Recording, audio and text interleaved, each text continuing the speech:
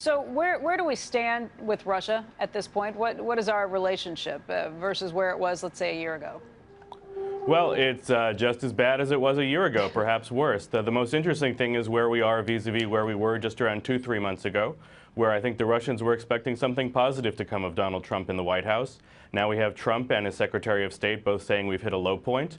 I think there might have been a measure of optimism in the Kremlin for once when the Americans talk about making things better, they're going to follow through. But now I think they must be questioning after all this talk that we're going to have a better, respectful relationship. Suddenly the missiles are flying against one of our most important allies in the Middle East. Well, wait a second. Let's back that up a little bit.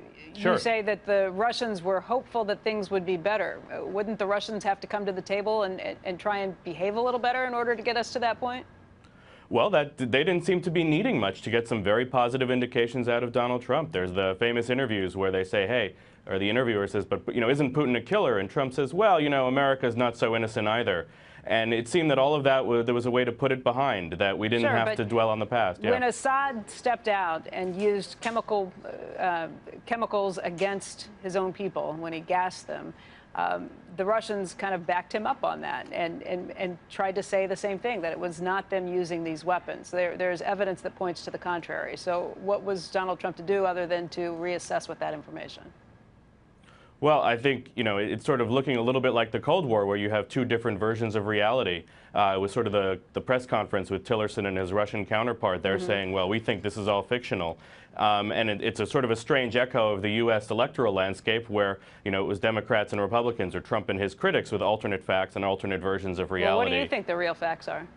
No, I think the evidence is extremely strong for the fact that there really was a chemical attack, whether it's the sort of rapid proliferation of sort of firsthand testimony videos from people on the ground. I have confidence in the intelligence community, even if Donald Trump just a few months ago was casting aspersions on its credibility.